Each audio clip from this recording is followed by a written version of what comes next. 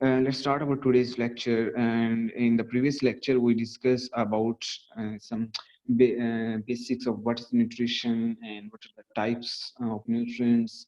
Nutrients हैं क्या, उसको डिस्कस किया था हमने. हमने न्यूट्रिशन में डिस्कस किया कि we discuss the relationship between the nutrients and their physiological function. कि जो न्यूट्रिएंट्स एक फूड के अंदर जो न्यूट्रिएंट्स ग़िज़ाई अज्जा मौजूद हैं, उसका अगर हम फिजियोलॉजिकल फंक्शन उसका इफेक्ट देखें, हमारी बॉडी में क्या इफेक्ट है, फंक्शन क्या है, तो उसको हम बोलेंगे कि अगर हम उसका रिलेशन देख रहे हैं तो हम बोलेंगे वी कॉल दैट न्यूट्रिशन. ठीक है? ओके. न्यूट्रिशन के अंदर हम ना सिर्फ ये देख रहे होते हैं कि न्यूट्रिएंट्स का क्या इफेक्ट है, फिजियोलॉजिकल फंक्शनिंग क्या है उसकी, क्या हमारी बॉडी में क्या काम करते हैं, ना सिर्फ हम ये देख रहे होते हैं, बल्कि ये भी देखते हैं कि उसके हम ये भी देख रहे थे इंजेशन का process, digestion, absorption, transport, utilisation and then excretion का प्रोसेस. ये सारी चीजों को भी हम उस न्यूट्रिशन के अंदर ही स्टडी करते हैं. न्यूट्रिएंट्स एक्चुअली हमारे हमने इसको डिस्कस किया जैसा कि हमारे जो है हमारे बॉडी की मेंटेनेंस के लिए, हमारी ग्रोथ के लिए, उसकी डेवलपमेंट के लिए ये हमें न्यूट्रिएंट्स की हमें ज़रूरत होती है. और न्यूट्रिएंट्स के आगे फर्दर टाइप्स हैं. हमने मैक्रो न्यूट्रिएंट्स और हमने माइक्रो न्यूट्रिएंट्स के अंदर हमने डिवाइड किया. मैक्रो न्यूट्रिएंट्स के अंदर हमने डिस्कस किया carbohydrates, proteins and fats and water also come in macro nutrients. So micro के अंदर vitamins and minerals. Then we classify it on the basis of chemical composition, on the basis of need of body and on the basis of energy requirement. तो chemical composition की base पे हमने किस तरह divide किया कि आप जो है ऑर्गेनिक हो सकते हैं न्यूट्रिएंट्स, इनऑर्गेनिक हो सकते हैं. ऑर्गेनिक कौन से हो सकते हैं? जिसके अंदर कार्बन मौजूद है, हम उसको बोलेंगे दैट, क्योंकि केमिकल स्ट्रक्चर में अगर कार्बन है तो वो ऑर्गेनिक है. जैसे कि carbohydrates, proteins, fats and vitamins, ये थे ऑर्गेनिक. इनऑर्गेनिक कौन से हैं? जिसके अंदर कार्बन मौजूद नहीं है, like minerals and water. Then on the base of need of body हमने डिवाइड किया. अब नीड ऑफ बॉडी में हमने कहा कि हमें जिसकी ज्यादा जरूरत है वो मैक्रो हो जाएंगी, जिसकी कम जरूरत है वो माइक्रो हो जाएंगे. मैक्रो में कार्बोहाइड्रेट्स, प्रोटीन्स एंड फैट्स और साथ में एक वाटर भी आया. लेकिन जो बाकी मैक्रो हैं वो हमें एनर्जी दे रहे हैं, और जिसके अंदर जो लाइक कार्बोहाइड्रेट्स, प्रोटीन्स, फैट्स हमें एनर्जी दे रहे हैं, जबकि वाटर हमें एनर्जी नहीं देता. तो water is a macronutrient but it does not provide energy. इसके साथ हमने माइक्रो को डिस्कस किया. हमने कहा कि जो हमें कम मिकदार में चाहिए होते हैं, ठीक है, like vitamins and minerals. On the base of energy content हमने डिवाइड किया कि आपके वो जो मैक्रो हैं जैसे कि कार्बोहाइड्रेट्स, प्रोटीन्स, फैट्स हमें एनर्जी देते हैं. और कितनी एनर्जी देते हैं? 1 ग्राम कार्बोहाइड्रेट आपको कितनी एनर्जी दे रहा है? 1 ग्राम कार्बोहाइड्रेट आपको 4 किलो कैलोरीज एनर्जी देता है. 1 ग्राम प्रोटीन आपको 4 किलो कैलोरीज एनर्जी देता है. एंड 1 ग्राम फैट आपको 9 किलो कैलोरीज एनर्जी देता है. तो प्रोटीन, कार्बोहाइड्रेट आपको दोनों 4 किलो कैलोरीज दे रहे हैं 1 ग्राम में, जबकि फैट आपको ज्यादा एनर्जी दे रहा है, 9 किलो कैलोरीज दे रहा है. वाटर जो है वो हमें एनर्जी नहीं देता, लेकिन वो मैक्रोन्यूट्रिएंट में आएगा. माइक्रोन्यूट्रिएंट जैसे कि विटामिन्स एंड मिनरल्स वो हमें एनर्जी नहीं देते. ठीक है. So it's important to understand कि आपने ये ज़हन में रखना है कि जो मैक्रोन्यूट्रिएंट्स हैं वो आपको एनर्जी देते हैं, micro vitamins and minerals energy नहीं देते. लेकिन हमारी बॉडी के अंदर उनका भी बहुत ज़्यादा अहम रोल है, उनके भी बहुत ज़्यादा फिजियोलॉजिकल फंक्शंस हैं, जिनको हम डिस्कस करेंगे आगे, थोड़ा-थोड़ा डिस्कस करेंगे इसी सब्जेक्ट के अंदर. ब्रीफली डिस्कस करेंगे इन डिटेल. आप जो है इसके सेपरेट सब्जेक्ट्स पढ़ेंगे मैक्रोन्यूट्रिएंट्स और माइक्रोन्यूट्रिएंट्स के ऊपर, जिसके अंदर उसको डिटेल में आप डिस्कस करेंगे. ठीक है. ओके.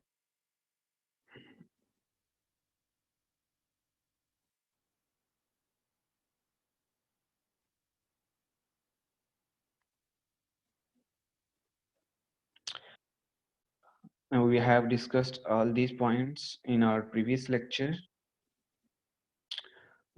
ओके. अभी हम स्टार्ट करते हैं एनर्जी डेंसिटी क्या चीज है और हम एनर्जी डेंसिटी कैसे कैलकुलेट कर सकते हैं. हम डिस्कस कर रहे हैं कि एनर्जी डेंसिटी क्या चीज़ है। एनर्जी डेंसिटी हमने एक फूड की कैलकुलेट करनी है तो कैसे कैलकुलेट करेंगे, ठीक है? तो एनर्जी डेंसिटी आप आपकी जो फूड है वो कितनी एनर्जी डेंस है, आप ये वर्ड यूज़ करते होंगे अक्सर कि आपके जो फूड है ये कितनी एनर्जी डेंस है और ये कितनी न्यूट्रिएंट डेंस है। तो ये कैलकुलेट कैसे करेंगे हम? अगर हमने किसी चीज़ का एनर्जी डेंसिटी कैलकुलेट करनी है तो कैसे करेंगे? आप ये देखिए, जितना किसी फूड के अंदर कैलोरीज़ जो आपको फूड प्रोवाइड कर रहा है, आप उसको डिवाइड कर देंगे वेट से, ठीक है? कि एक फूड आपको जितनी कैलोरीज़ दे रहा है, आप उसको वेट से उसका जितना उसका फूड का वेट है, उसे डिवाइड करेंगे, तो वो क्या आपके पास आएगी? वो आपके पास एनर्जी डेंसिटी आएगी। मिसाल के तौर पे यहाँ पे आपके पास एक फूड है जिसका वेट है 144 ग्राम, वो आपको कैलोरीज़ दे रहा है 500, तो आप एनर्जी डेंसिटी कैसे निकालेंगे? 500 को डिवाइड कर देंगे 144 से, तो आपके पास एनर्जी डेंसिटी आ जाएगी। तो एनर्जी डेंसिटी यहाँ पे क्या आई? 3.5 किलो कैलोरीज़ पर ग्राम। तो 3.5 आपके पास एनर्जी डेंसिटी आ गई। अब यहाँ पे देखिए, low energy density very low, अगर आपकी वैल्यू जो है, जो हमने अभी किया कैलकुलेशन की, अगर वैल्यू आपकी 0.6 से कम आती है, तो हम कहेंगे कि वो फूड जो है वेरी लो एनर्जी डेंस है।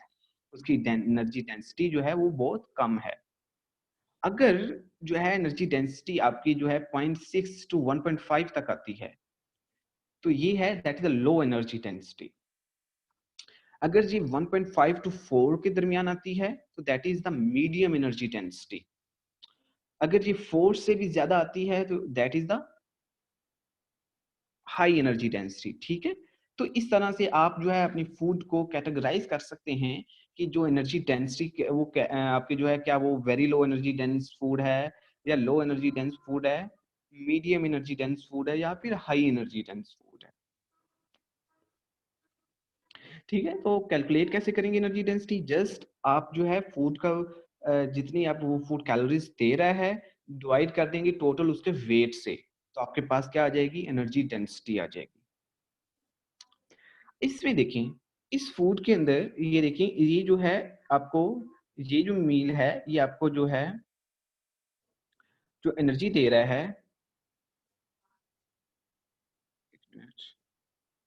दिस वन, ये आपको जो एनर्जी दे रहा है, वो आपको दे रहा है 450 ग्राम इसका वेट है, इस फूड का 450 ग्राम, और आपको एनर्जी कितनी दे रहा है? ये 500 कैलोरीज़ ये मील। तो इसकी एनर्जी डेंसिटी कैसे आप कैलकुलेट करेंगे? 500 आपने डिवाइड कर दिया 450 से, तो आपके पास जो एनर्जी वो कितना आई? 1.1 किलो कैल पर ग्राम। इसका मतलब ये है कि ये आपकी किस में आया? लो एनर्जी डेंसिटी में आया, क्योंकि हमने देखा कि 0.6 टू अगर आपका जो है 0.6 से 1.5 तक आए, तो वो किस में आएगा? लो एनर्जी डेंसिटी में।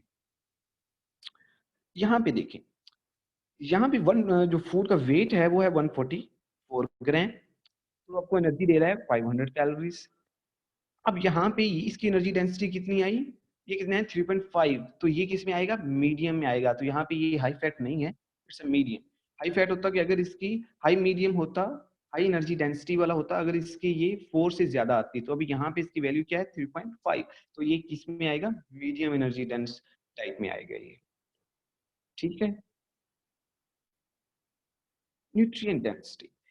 अब ये जो है आपकी फूड जो है कितनी, आपकी जो है प्रोपोर्शन ऑफ न्यूट्रिएंट्स आपकी फूड में कितना है, वो आपको डिसाइड करेगा कि आपकी फूड जो कितनी न्यूट्रिएंट डेंस है।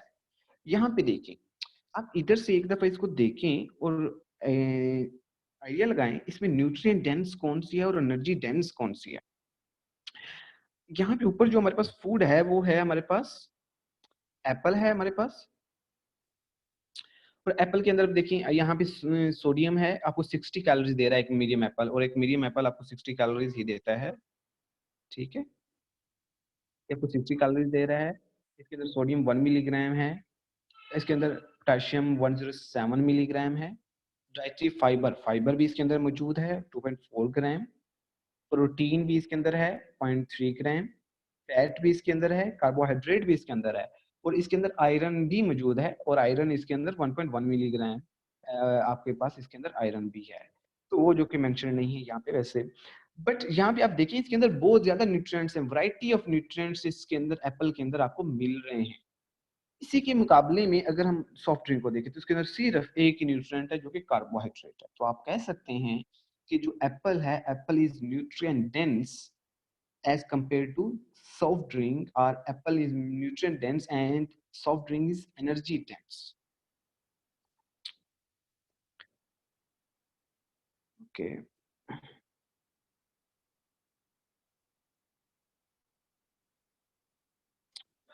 फूड फूड अब क्या चीज है? फूड चीज कोई ऐसा सब्सटेंस जो आपको एनर्जी दे, आपको न्यूट्रिएंट्स दे। अगर कोई भी फूड आपको एनर्जी दे रहा है तो इसका मतलब उसके अंदर न्यूट्रिएंट्स मौजूद होंगे, चाहे वो एक हो, चाहे वो दो हो, चाहे इससे ज्यादा हो। देखिए आपके पास जो एनर्जी दे रहे हैं वो तीन न्यूट्रिएंट्स हैं।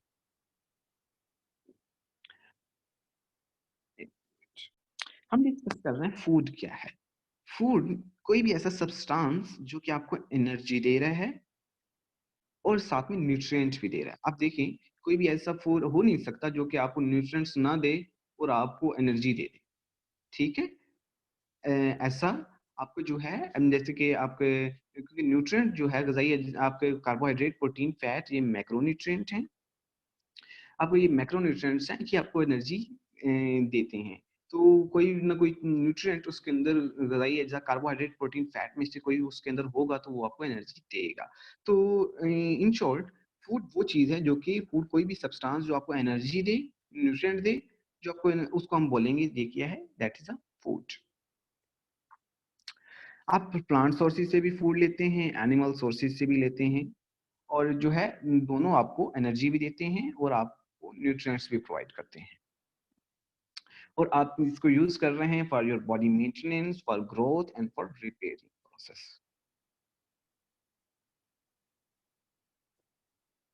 ओके, अभी जो है हमने फूड का डिस्कस किया, अभी डाइट को देखते हैं, डाइट क्या है। मैं इसकी बड़ी शॉर्ट एग्जांपल, सिंपल सी एक एग्जांपल देता हूँ इसकी। ये देखिए, आपने, मेरे पास यहाँ पे एक मील है, यहाँ पे मेरे पास एक है, दिस वन इज एप्पल, यहाँ पे मेरे पास है bread, egg and milk. So this one, it's a just a food, single food. जब आप, तो but this one is a diet. ठीक है? अब दोनों में फर्क क्या हुआ? जब आप फूड जो है, एक सम फूड जो कंज्यूम करते हैं, हम उसको बोलते हैं वो डाइट है। अगर आप नाश्ते में, ब्रेकफास्ट में ब्रेड ले रहे हैं, अंडा ले रहे हैं और दूध ले रहे हैं तो वो डाइट है। ठीक है? एक फूड जब आप सिंगल चीज लेंगे तो वो क्या होगी, जब आप कोई भी चीज कंज्यूम कर रहे हैं, सम फूड कंज्यूम करता है कोई भी एक पर्सन या ऑर्गेनिज्म, हम उसको बोलते हैं डाइट। ठीक है? तो जब अगर आप सिंगल एक चीज की बात करें तो वो फूड है। तो जब आप सम फूड्स कंज्यूम करेंगे तो हम उसको बोलेंगे कि ये डाइट है।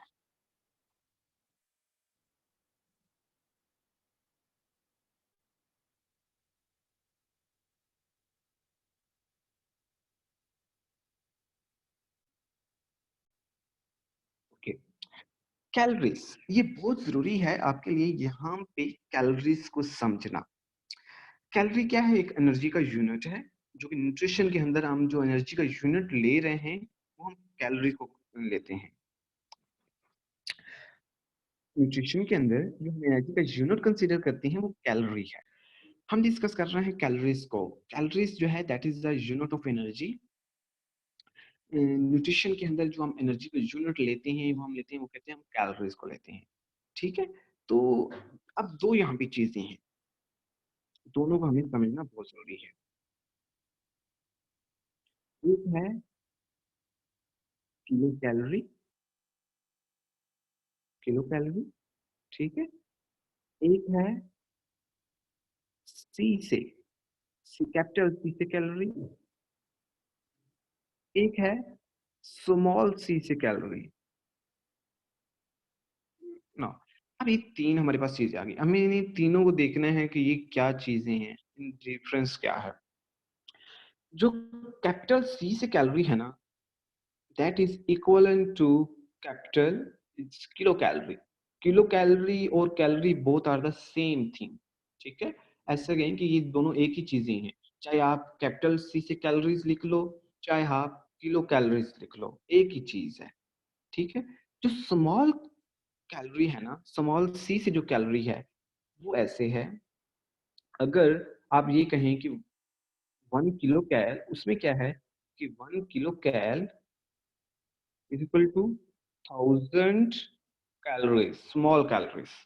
अभी मैं इसको बड़े आसान तरीके से आपको समझा देता हूँ, आपको कोई कंफ्यूजन नहीं रहेगी। ये देखिए, 1 kilo calorie is equal to 1000 small calories. अब यहाँ पे देखें, 1 kilo calorie, so 1 kilo calorie, kilo, k stand for, k equal to 1000। आप अक्सर देखते हैं ना, 1 के, 2 के, तो वो क्या होता है, 1000 या 2000। तो के इज एक्चुअली इक्वल टू 1000। सो मैं कहता हूँ 1 के इज इक्वल टू 1000, तो ये 1000 आ गया। बाकी क्या आएगा, कैलोरीज। सो 1 किलो कैलोरी किसके इक्वल आ गया, 1000 कैलोरीज, बट स्मॉल सी वाला कैलोरी। तो दोनों में क्या डिफरेंस हो गया कि आपका जो है न्यूट्रिशन के अंदर जो हम यूनिट ले रहे हैं एनर्जी का वो है कैलोरीज, लेकिन हम जो यूज करते हैं वो किलो कैलोरी वाला देख रहे होते हैं, kilo calorie, not small C वाला। तो स्मॉल सी वाला जो है दैट इज द, अगर आप ये कहें कि 1 kilo calorie is equal to 1000 calories, that is the small C, small C जो कैलोरीज है। सो अगर आप इसको लिख लें कि वन जो कैलोरी जो है इज इक्वल टू वन, जो कैपिटल सी वाला कैलोरीज है that is equal two kilo calorie. तो आप इसको ऐसे भी लिख सकते हैं, 1 कैलोरी कैपिटल सी वाला इज इक्वल टू 1000 कैलोरीज। ठीक है, ये भी हो सकता है, या फिर 1 kilo calorie is equal to 1000 calories, आप इस तरह भी लिख सकते हैं। ठीक है, तो आपको आई थिंक क्लियर आइडिया हो गया होगा कि कैलोरी, किलो कैलोरी और कैलोरी में फर्क क्या है। लेकिन हम न्यूट्रिशन के अंदर क्या करते हैं, न्यूट्रिशन के अंदर हम किलो कैलोरी को ले रहे होते हैं। हम ये कहते हैं कि इस फूड में इतने किलो कैलोरीज हैं, या इस फूड में इतने किलो कैलोरीज हैं, 60 किलो कैलोरीज हैं। हम वो स्मॉल सी को कंसीडर नहीं करते, हम कैपिटल सी, जो कैपिटल सी है या फिर किलो कैलोरी है, हम उसको ले रहे होते हैं। ओके, अभी हम देखते हैं कैलोरी की डेफिनेशन क्या है। एक्चुअली जो कैलोरी है, calorie is amount of heat और एनर्जी। वन कैलोरी, वन जो कैलोरी है दैट्स अमाउंट ऑफ हीट और एनर्जी दैट इज नीडेड, जो कि 1 लीटर वाटर के, वन, अगर 1 लीटर वाटर है उसका 1 डिग्री सेल्सियस टेम्परेचर राइज करने के लिए जितनी हमें एनर्जी चाहिए वो कितनी है, दैट इज 1 कैलोरी और 1 kilo calorie. So 1 kilocalorie amount of heat needed to raise temperature of 1 liter of water by 1 degree Celsius।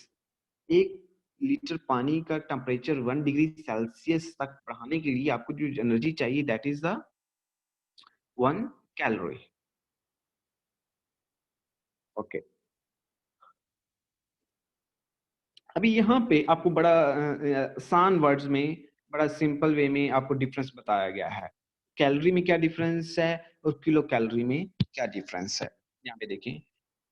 आपको 1 किलो कैलोरी, यहाँ पे आप देख सकते हैं 1 किलो कैलोरी जो है, 1 किलो कैलोरी वो आपके 1000 स्मॉल कैलोरीज के इक्वल है। एनर्जी, एनर्जी जो है दैट इज सेम, जो डेफिनेशन हमने ये पढ़ी कि ये अमाउंट ऑफ एनर्जी जो कि आपको रिक्वायर होती है एक 1 लीटर वाटर का टेम्परेचर रेज करने के लिए बाई 1 डिग्री सेंटीग्रेड। तो यहाँ पे 1 किलो कैलोरी ये दे रही होती है, तो यहाँ पे अगर स्मॉल कैलोरीज की बात करें तो आपको कितनी यहाँ पे एनर्जी चाहिए होती है, 1000 कैलोरी। स्मॉल जो है वो जो है ये 1 लीटर वाटर का टेम्परेचर जो रेज करेंगे by 1 degree Celsius.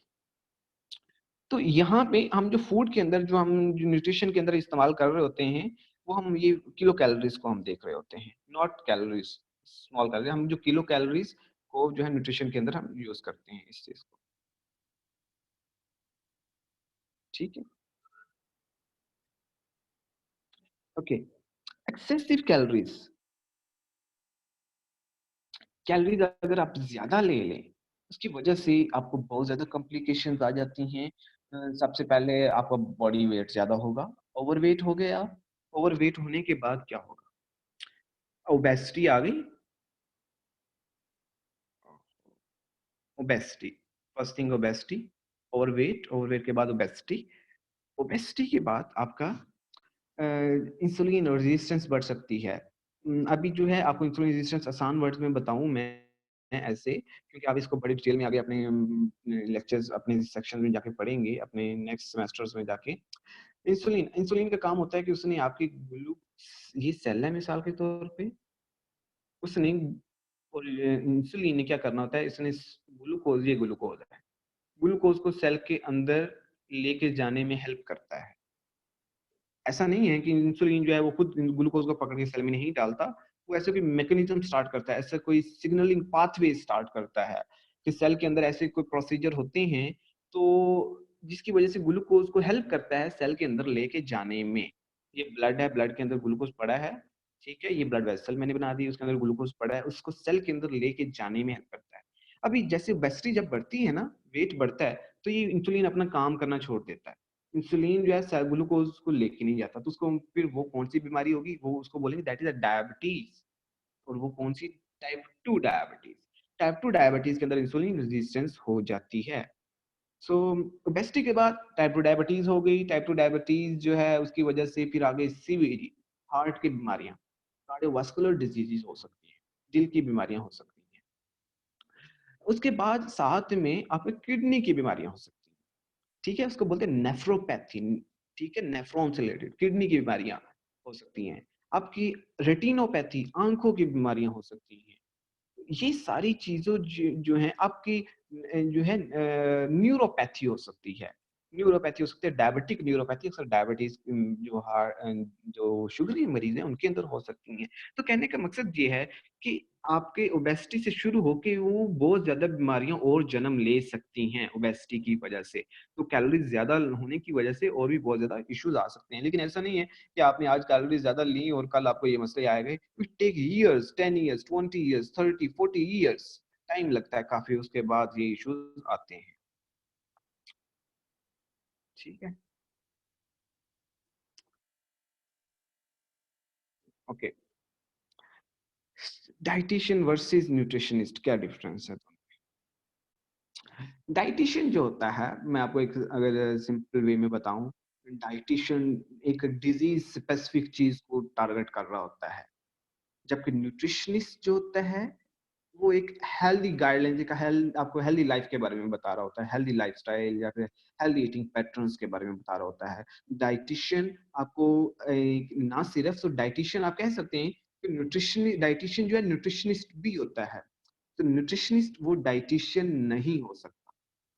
You are a clinical, अगर आप clinical nutrition is actually a dietitian. Clinical nutritionist जो है वो डायटीशियन भी है, लेकिन अगर आप कहेंगे सिर्फ न्यूट्रिशनिस्ट जो है वो डायटीशियन नहीं है। डायटीशियन जो है वो डिजीज स्पेसिफिक चीजों को टारगेट कर रहा होता है। जैसे कि अगर मुझे डायबिटीज है, जब किसी डायबिटीज है या कोई और बीमारी अगर किसी को है, सीवीडी है, डायबिटीज है, तो इसको कौन डील कर रहा होगा? इसको डायटीशियन डील कर रहा होगा, इसको न्यूट्रिशनिस्ट नहीं डील कर रहा होगा। अगर आपने हेल्दी लाइफ़स्टाइल के बारे, healthy living, healthy eating pattern के बारे में पूछना है कि मैं हेल्दी किस तरह रह सकता हूँ, तो आपको फिर ना सिर्फ न्यूट्रिशनिस्ट गाइड करेगा, बल्कि डायटीशियन भी इसके ऊपर गाइड करेगा आपको। ठीक है? सो न्यूट्रिशनिस्ट आप ये कह रहे हैं कि न्यूट्रिशनिस्ट का जो स्कोप है, स्कोप मीन कि जो उसका न्यूट्रिशन का जो आगे फर्दर जो है उसका फील्ड के अंदर उसका जो काम है वो लिमिटेड है। लिमिटेड मीन कि वो आपको हेल्दी ईटिंग पैटर्न के बारे में बता रहा है, वो भी सारी चीज़ें पढ़ता है, बायोकेमिस्ट्री पढ़ता है, आपको न्यूट्रिएंट्स सारों को पढ़ता है, उसके फिजियोलॉजिकल फंक्शनिंग को पढ़ता है। लेकिन डिजीज़ स्पेसिफिक जो है वो नहीं चीज़ें पढ़ता। ठीक है? मेडिकल न्यूट्रिशन थेरेपी जैसे कि डिफरेंट डिजीज़ेज़ के अंदर क्या देना चाहिए वो चीज़ नहीं पढ़ता। ठीक है? तो ये डिफरेंस है डायटीशियन और न्यूट्रिशनिस्ट में। अभी क्लिनिकल न्यूट्रिशनिस्ट एक टर्म होती है, clinical nutritionist is actually a dietitian, तो वो भी डायटीशियन ही होता है। So that's the difference, simple difference between dietitian and nutritionist. Dietitian जो है न्यूट्रिशन प्रॉब्लम्स को आइडेंटिफाई करता है,